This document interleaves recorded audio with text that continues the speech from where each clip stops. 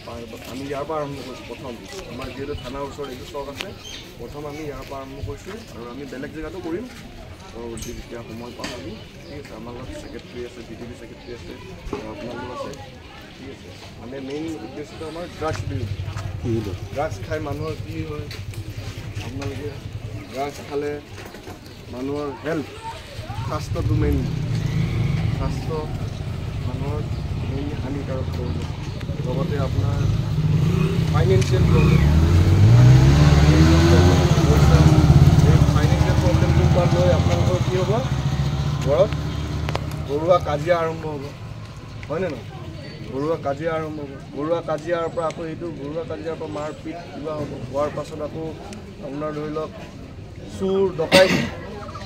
এই ড্ৰাগছৰ পৰা আমাৰ এইবোৰ বস্তুখিনি ক্ৰাইমখিনি বাঢ়ি বাঢ়ি আজিকালি মানে যোনকেইটা ইয়থ নৱপ্ৰজন্মৰ যিমান ল'ৰা ছোৱালী আছে আমাৰ এই ড্ৰাগছৰ কবলত পৰি মানে বেয়া দিশত গৈ আছে।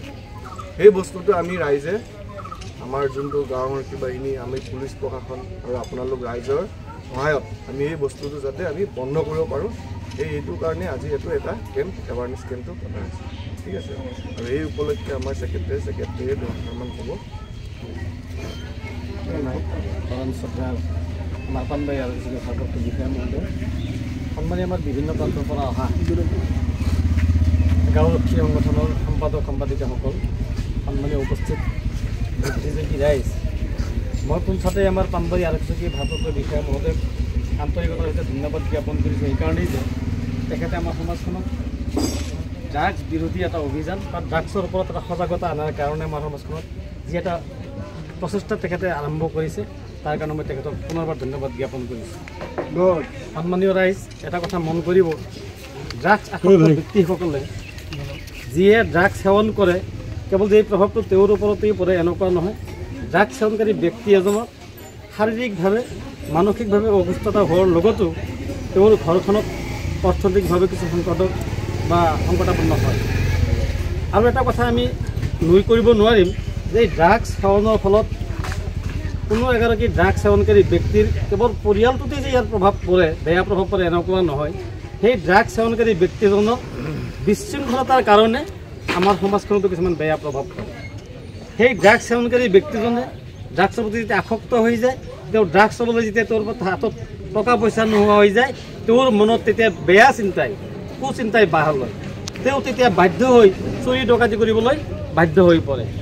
ঠিক এইদৰেই এগৰাকী ড্ৰাগছ সেৱনকাৰী ব্যক্তিৰ পৰা আমাৰ সমাজখনত এটা বেয়া প্ৰভাৱ পৰে, আৰু এই ড্ৰাগছ সেৱনকাৰী ব্যক্তিজনৰ পৰা আমাৰ সমাজৰ যুৱ প্ৰজন্মৰ ওপৰত এটা বেয়া প্ৰভাৱ পৰে।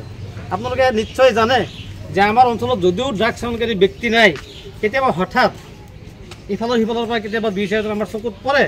ড্ৰাগছ সেৱনকাৰী ব্যক্তি এজনে শাৰীৰিক আৰু মানসিকভাৱে সম্পূৰ্ণৰূপে ভাগি পৰে আৰু সদৌ ড্ৰাগছ সেৱন কৰি কৰি কৰি কৰি কৰি তেওঁ মৃত্যুৰ মুখলৈ গুচি যায়। আপোনালোকে এটা বিশেষভাৱে অনুৰোধ জনাওঁ, আমি থোৰতে গম পালোঁ যে ড্ৰাগছ সেৱন কৰিলে আমাৰ কি ধৰণৰ ক্ষতি হ'ব পাৰে। মই আকৌ কৈছোঁ, যিগৰাকী ব্যক্তি ড্ৰাগছ সেৱন কৰে কেৱল তেওঁৰ শাৰীৰিক ক্ষতি হোৱাই নহয়, তেখেতৰ জৰিয়তে আমাৰ সমাজখনত এটা বেয়া প্ৰভাৱ পৰে। আমাৰ যুৱ প্ৰজন্মটো বেয়াৰ ফালে লাহে লাহে বেয়াৰ ফালে তেওঁলোকে গুচি যায়। তো আমাৰ সমাজখনক উদ্ধাৰ কৰাৰ স্বাৰ্থত আমি ৰাইজে আটাইয়ে মিলি, আমাৰ গাঁওৰক্ষী বাহিনী আছে, আমাৰ পুলিচ প্ৰশাসন আছে, আমাৰ বৰ্তমানৰ পানবাৰী আৰক্ষী ভাৰপ্ৰাপ্ত বিষয়া মহোদয়, তেখেত খুবেই উদ্যমী এগৰাকী বিষয়া, তেখেতৰ উদ্যোগত আজি আমাৰ সমাজখনত এই যিটো ড্ৰাগছ বিৰোধী অভিযান গঢ় লৈ উঠিছে, এই অভিযানটো আমাৰ সমাজৰ প্ৰত্যেকৰ ঘৰে ঘৰে যাতে গঢ় লৈ উঠে আৰু আমাৰ সমাজখন যাতে ড্ৰাগছ মুক্ত কৰিব পাৰোঁ, এইখিনি কৈ আৰু সকলোৰে ওচৰত এইখিনি আশা ৰাখি মই মোৰ বক্তব্য সামৰিছোঁ। ধন্যবাদ। মই ড্ৰাগছ সেৱন কৰা মানুহ আজিলৈকে দেখাই পোৱা নাই। আমাৰ ওচৰে পাঁজৰে কোনোবাই ড্ৰাগছ সেৱন কৰা বা ড্ৰাগছ ব্যৱহাৰ কৰা মানুহ আছে, যদি দেখে পায় মোক খবৰটো জনাম। যিহেতু মই আপোনালোকৰ ইয়াত নতুনকৈ আহিছোঁ, মোৰ ইমান চিনাকি নাই।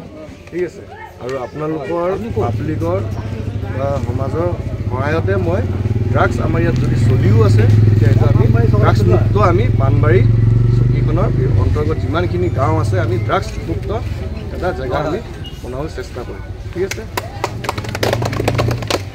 আপোনালোকে খবৰ দিব, মোৰ নাম্বাৰটো আছে, আমাৰ খবৰ দিব। ঠিক আছে।